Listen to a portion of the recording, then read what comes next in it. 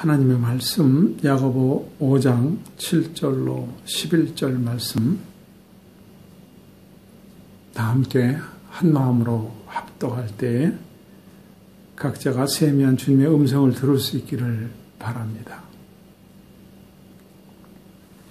그러므로 형제들아 주의 강림하시기까지 길이 참으라. 보라 농부가 땅에서 나는 귀한 열매를 바라고 길이 참아 이른 비와 늦은 비를 기다리나니 너희도 길이 참고 마음을 굳게 하라. 주의 강림이 가까우니라. 형제들아 서로 원망하지 말라. 그리하여야 심판을 면하리라. 보라 심판자가 문 밖에 계시니라. 형제들아 주의 이름으로 말한 선지자들로 고난과 오래 참음의 본을 삼으라. 보라 인내하는 자를 우리가 복되다 하나니 너희가 욥의 인내를 들었고 주께서 주신 결말을 보았거니와 주는 가장 자비하시고 긍휼히 여기는 자신이라. 아멘.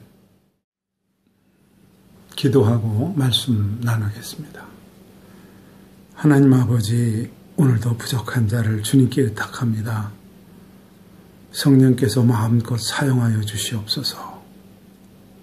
제 생각과 입술과 마음이 성령에 붙들려서 쓰임받게 하시고 말씀의 모든 결론도 성령께서 저를 사용하심으로 오늘도 말씀이 권세 있게 증거되고 은혜가 되게 하옵소서. 예수님의 이름으로 기도하옵나이다. 아멘.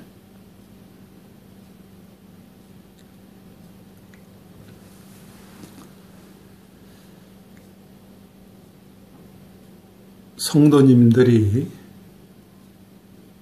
질문을 하십니다. 온라인 예배도 예배입니까? 또 가난한 성도도 성도로 쳐주는 겁니까? 그래서 광고 시간에 제가 이렇게 저렇게 설명을 드렸는데 오늘은 말씀으로 여러분들하고 함께 이 말씀을 나누도록 하겠습니다. 저희들이 비대면 예배를 드린 지가 벌써 9개월로 접어들었습니다. 비대면 예배를 처음에 드릴 때만 해도 이게 예배가 될 수 있는가? 가능한가? 이런 생각을 했는데 비대면 예배가 9개월째 접어들면서 지금은 익숙해졌습니다. 비대면 예배의 문제점은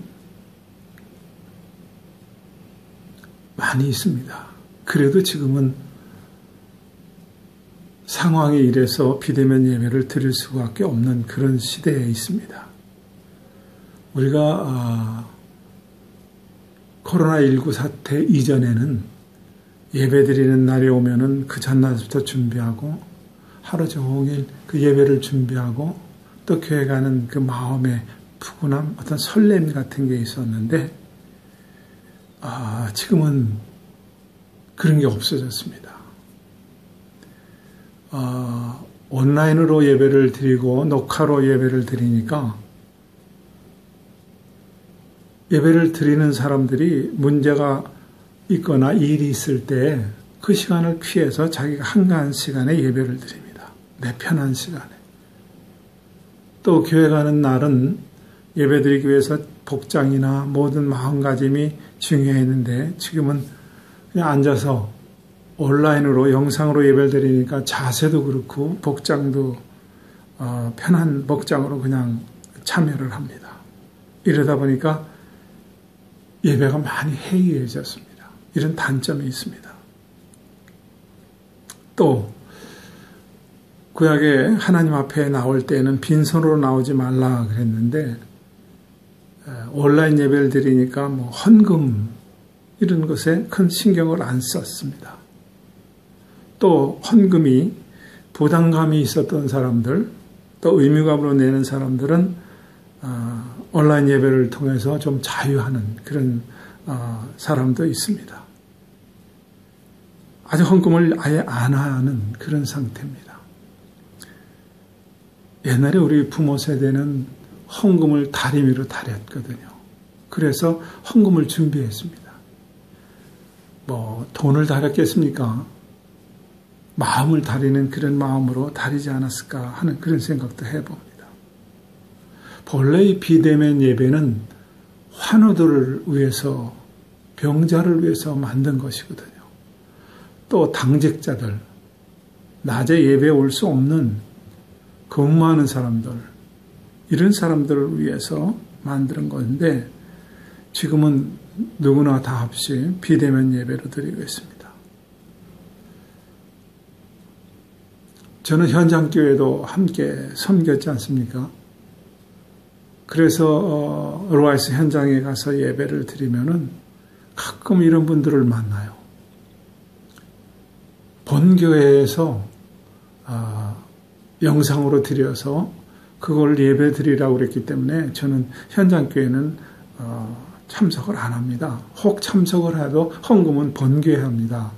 이런 사람들을 가끔 보게 됐습니다. 사실 인터넷 예배는 아주 오래전에 드리기 시작했습니다. 아마 지금 비대면 예배는 대형교회에서 자기 성도들을 관리하느라고 가도 꼭 본교회에다 헌금하고 본교회 예배로 대신해라. 그렇게 해서 대형교회 목사들이 시작했는지도 모르겠어요.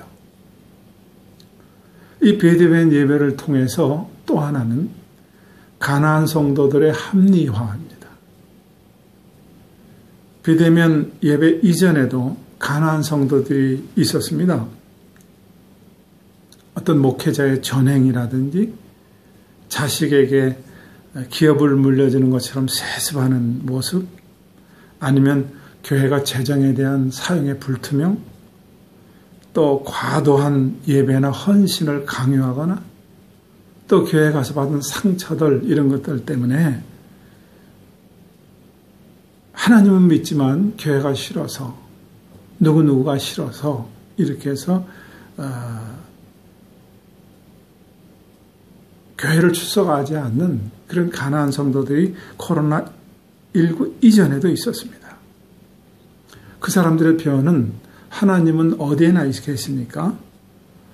난 그냥 집에서 영상으로 예배드린다. 이래서 이것은 아마 자기 합리화인지도 모르겠어요. 정말로 아픈 사건이 있고 이해하기 힘든 교회 일이 있어서 그래서 안 나가는 분도 물론 있겠지만 이 가나안 성도가 자기 합리화를 위해서 한 것은 안 되는 것입니다. 이 가나안 성도를 쉽게 말씀드리면 무교회주의자들입니다. 무교회주의자들은 이미 있었어요. 서양에도 얼마든지 있었습니다. 옛날부터 있어 왔습니다.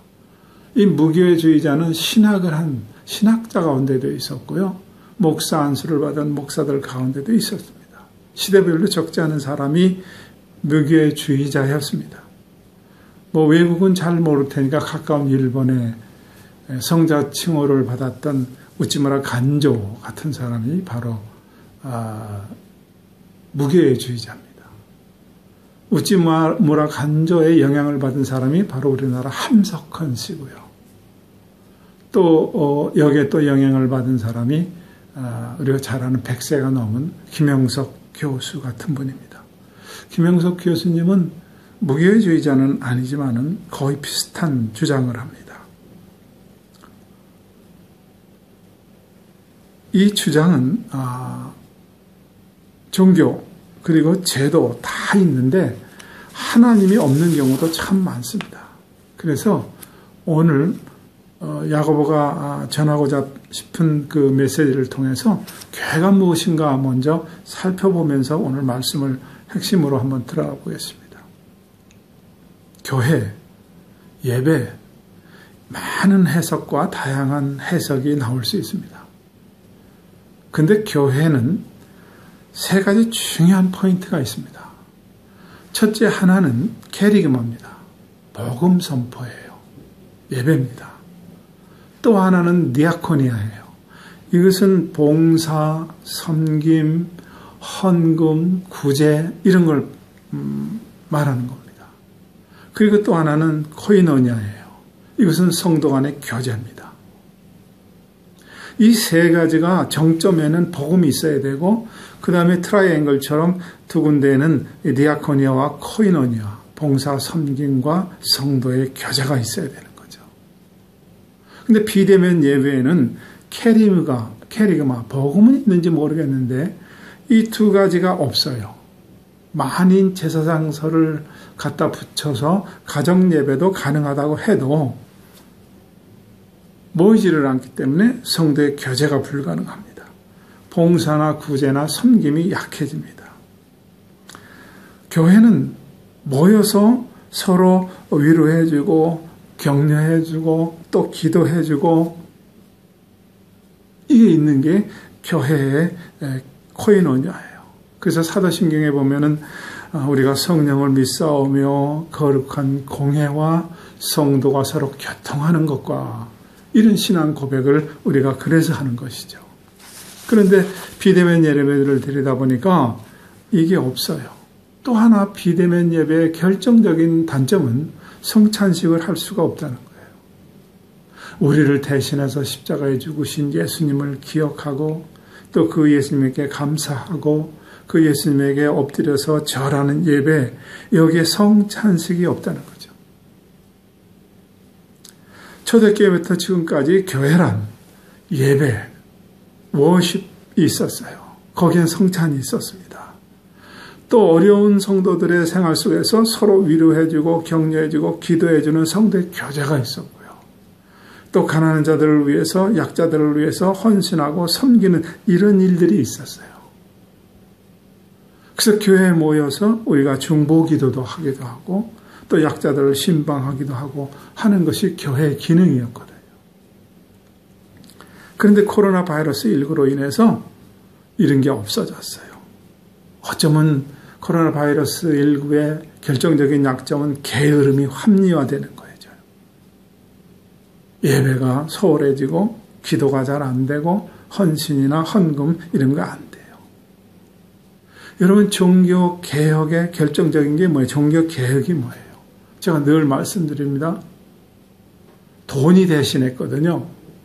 복음이 초대교회 때 내려왔던 이 복음이 1500년쯤 내려와서 지금부터 한 500년 전쯤에는 천주교가 모든 걸 돈으로 대신했단 말이에요.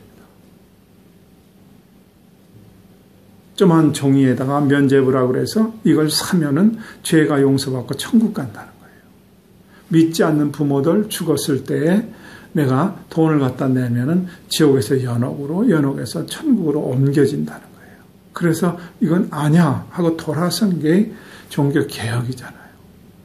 그럼 이 종교 개혁에서 모여서 예배하고 다시 말씀을 되찾았어요. 그리고 예배를 통해서 예수 그리스도의 십자가의 보혈에 힘입은 자들이 모여서 성찬을 하고 다시 격려해주고 세상으로 파송하는 게 이게 개혁교회의 종교 개혁이었거든요. 그런데 지금 온라인으로 대충 예배를 드리면서 이런 기능이 다 없어졌습니다. 어쩌면 지금의 이 모습이 복음은 없어지고 헌금으로 대신했던 중세 캐토릭이 타락했던 그 모습과 비슷합니다. 이건 아니야 하고 돌아섰을 때 루터를 중심으로 해서 종교 개혁이 일어났을 때 오직 복음이에요. 오직 성경이에요. 오직 예수예요. 그리고 칼빈에 의해서 장로 교리 같은 교리들이 만들어지고 또 웨슬레이에 의해서 감리교 교리가 만들어지고 500년이 내려왔거든요. 내려오면서 지금 복음이 없어졌는지 몰라요. 축복만이 남았는지 몰라요.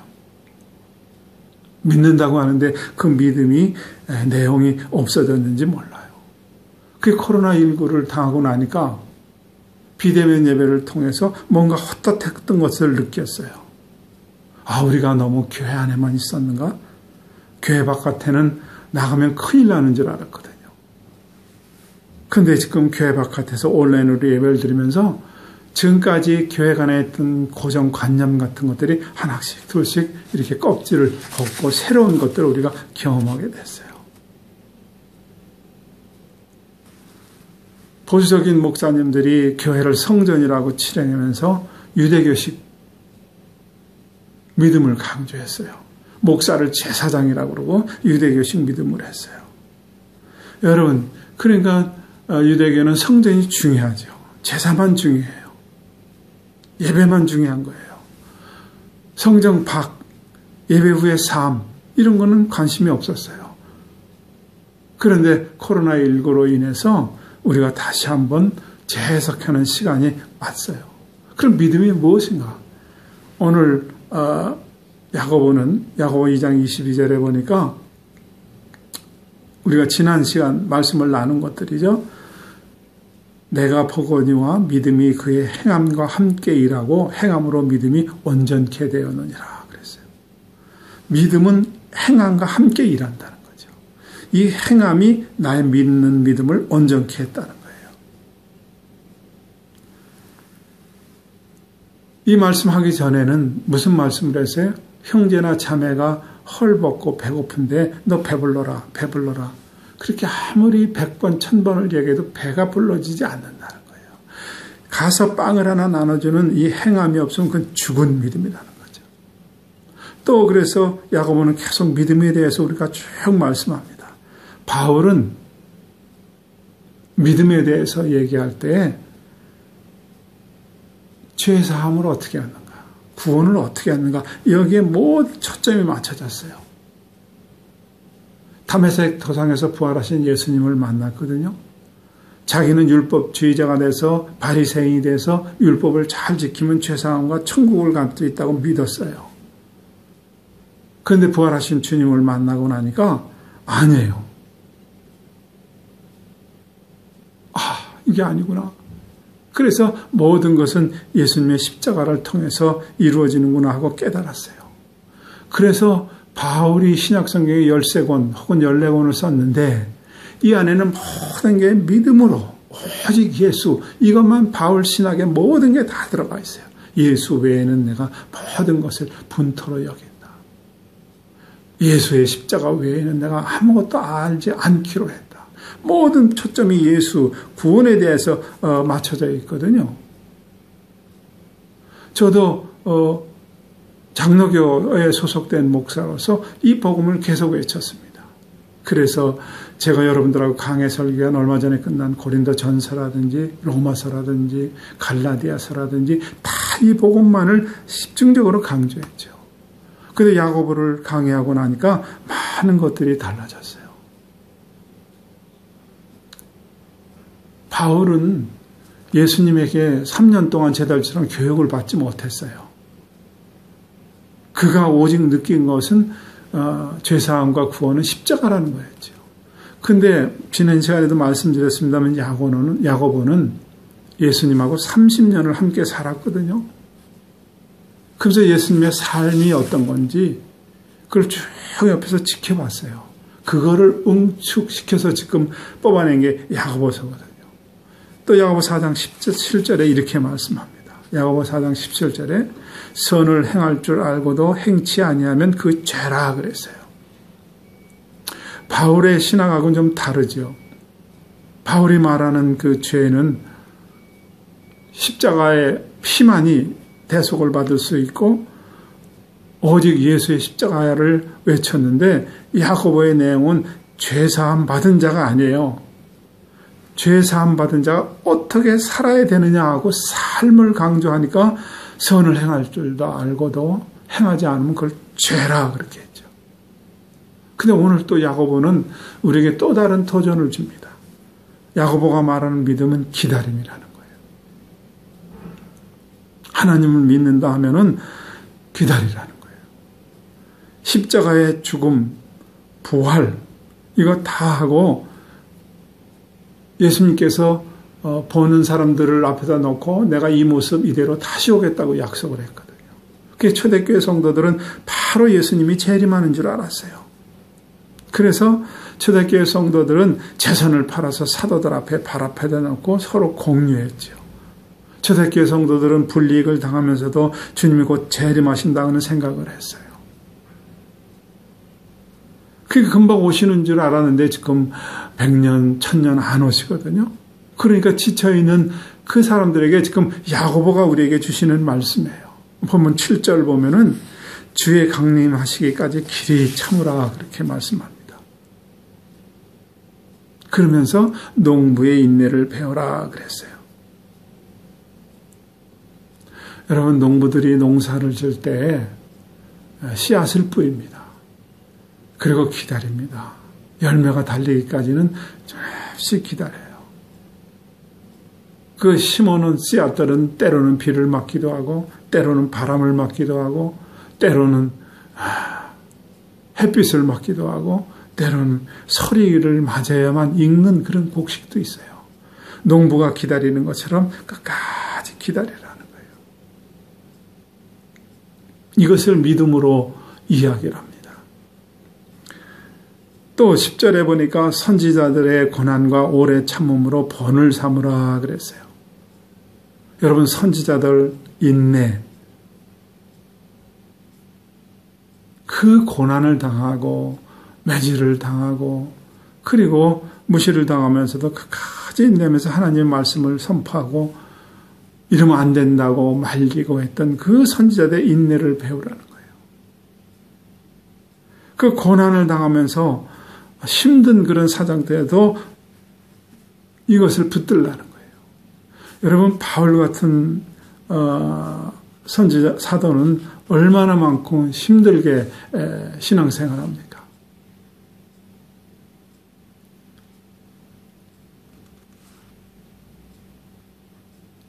참 그의 일생은 연속적으로 힘든 것에서 연속이었습니다.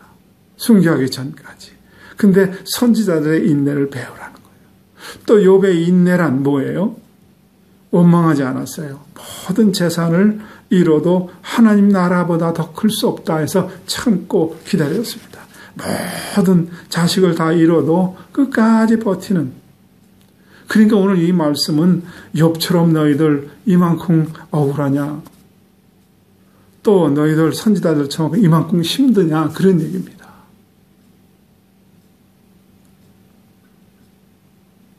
여러분, 사랑이 뭐예요? 사랑은 오래 참고 모든 것을 견디는 거라고 그랬어요. 근데 오늘 본문에 말이죠. 7절에 보면은 주의 강림하시기까지 길이 참으라. 또 연속합니다. 8절에 길이 참고 마음을 굳게 하라. 10절에 보면 선지자들의 오래 참음으로 본을 삼으라. 11절에 보면 인내하는 자가 복되다 그랬어요. 끊임없이 참고 기다리라는 겁니다. 여러분, 믿음이 뭐예요? 믿음은 오래 참는 거예요. 믿습니다. 그리고 어떤 문제 해결하고 암덩어리를 다 녹여내는 그런 것도 물론 있겠습니다. 아니면 내가 믿습니다. 신령한 하나님의 음성을 듣고 그럴 수도 있겠어요. 근데 야고보는 그런 걸 믿음이라고 하지 않고 참고 기다리라는 거예요. 그걸 믿음이라고 그래요. 여러분, 자녀들에 대해서 끝까지 참으십시오. 부부간에 어떤 문제가 생기든 여러분 참고 인내해야 됩니다. 성도들끼리 문제가 생기면 참고 인내해야 됩니다. 교회 목사가 아니면 세습이 아니면 많은 나를 거스르게 하는 것들 때문에 가난한 성도로 사는 분들 혹시 들으면은 잘 생각해 보세요. 나가 있다고 그 문제가 해결되지 않습니다. 가끔 집사람이 저한테 그런 얘기를 해요. 우리 부부를 포함해서 건강한 목사, 건강한 교회 있으면 한번 내놔봐라 그래야 돼. 아마 없는지도 몰라요. 지상에 그런 교회가. 그런데도 그 안에 붙어서 인내하고 참고 기다리라는 거예요. 언제까지? 주의 강림하시기까지. 저는 우리의 그 옛날 문화가 오늘 성경 말씀과 참 비슷하다고 생각해요. 우리나라는 김치를 담그면은 소금에 절이고 또 숨이 죽을 때까지 기다렸다가 김치를 담그면 익기를 기다려서 먹습니다. 음식 문화가 기다리고 인내해요. 된장이나 간장이나 이런 것을 다리게 되면은 1년 동안 푹 놔뒀다가 거기서 우러나올 때 된장, 간장을 씁니다. 그것이 2년, 3년, 5년 이렇게 되면 더 맛있고 귀한 것이 나와요. 밥을 하나 하려도 뜸을 들여야만 밥을 먹습니다. 의복을 해도 풀을 먹이고 또 기다렸다가 다림질을 하고 이게 우리 옛 문화거든요. 우리가 이런 문화였기 때문에 인내하는 그런 민족이었는데 언제부턴가 우리 민족이 이렇게 빨리빨리가 됐는지 모르겠어요. 어느 사람은 이 빨리빨리 문화가 일본이 우리나라를 지배해서 다스릴 때 그 전쟁 문화가 빨리빨리였었다. 그렇게 얘기하는 분도 있어요. 또 어느 분은 라면이 그렇게 만들었다는 거죠. 빨리 일하고 빨리 먹고 치워야 돼서 라면이 들어와서부터 빨리빨리 문화가 생겼다 그래요. 하여튼 한국 사람들 옛날 문화는 기다림인데 지금은 상당히 급해졌어요. 그래서 누군가 조사한 거 보면 자판기에서 커피를 빼면은 그냥 서서 있으면 다 내리면은 이렇게 잔을 꺼내면 되는데 그냥 내리고 있는 중에 손을 붙잡고 있다든지 아이스크림 같은 거 먹으면은 이렇게 혀로 이렇게 핥아서 먹는 게 아니라 확 이렇게 배에서 먹는다든지 사탕 같은 것도 확 깨트려 먹는다든지 고기도 구울 때 익기 전에 뒤집는다든지. 근데 신기한 게 엘리베이터예요. 얼마나 한국 사람들이 급한지 이 닫힌 버튼은 열린 버튼보다 빨리 망가진대요. 타면 빨리 닫히고 빨리 가야 돼서 이런 모든 것들이 참 우리 옛날 그 문화와는 다른 그런 모습이 됐는데 옛날 우리의 문화 이것을 야고보가 어떻게 하느냐 오래 참으라는 거예요. 주의 강림하시기까지 오래 참으라는 거예요. 농부의 인내를 배우라는 거예요. 선지자들의 그 아픔 속에서도 그 꿋꿋하게 했었던 그걸 배우라는 거예요. 욥의 억울한 일을 당하고 모든 걸 다 잃었는데도 그것처럼 배우라는 거예요. 그럼 이렇게만 참고 기다리면 이게 되는가? 예, 됩니다. 여러분 참다 보면은 기다림 속에서 내가 변합니다. 참고 기다리다 보면 하나님이 역사합니다. 믿음의 사람들은 와신 상담하는 거 아닙니다. 믿음의 사람들은 원망하고 그것을 폭발하는 게 아닙니다. 믿음의 사람들은 억울한 일 당하면 별 넣었다가 그걸 터뜨리는 게 아니라는 거예요. 오늘 말씀은 다시 한번 여러분들에게 결론적으로 말씀을 드리면은 사도 바울은 믿어서 죄사함과 구원을 얻는 건 십자가 위에는 안 된다는 것에 중점을 뒀어요. 왜? 바울은 예수님에게 3년 동안 함께 말씀을 듣고 배운 적이 없어요. 유대주의, 율법주의로 살았기 때문에 구원은 이거구나. 그래서 십자가에만 올인했습니다. 그런데 야고보는 어떻게 했다고요? 예수님과 30년을 형제로서 한 집에 살았어요. 그래서 삶의 모습을 봤기 때문에 이것을 야고보서를 쓰면서 그대로 우리에게 중요하게 전해졌고 이것은 비대면 예배를 드리고 빨리빨리 문화 속에서 사는 우리에게 꼭 필요한 말씀이 아니었나 이런 생각을 해봅니다. 인내하고 참고 주의 강림에까지 참을 때 하나님은 우리보다 앞서서 역사할 줄로 믿습니다. 그러는 동안에 참고 다스리는 중에 우리가 변할 줄로 믿습니다. 이 귀한 말씀 여러분과 함께 하시기를 주님의 이름으로 축원합니다. 기도하겠습니다. 하나님 아버지, 오늘도 우리의 마음을 열고 귀를 열고 말씀을 받습니다. 말씀의 귀한 은혜가 모두에게 담겨지고 신앙생활하며 나타나게 이 말씀이 우리 마음속에 담겨지게 삶 속에서 역사하게 성령으로 다스려 주시옵소서. 인도하여 주시옵소서. 예수님의 이름으로 기도합니다. 아멘.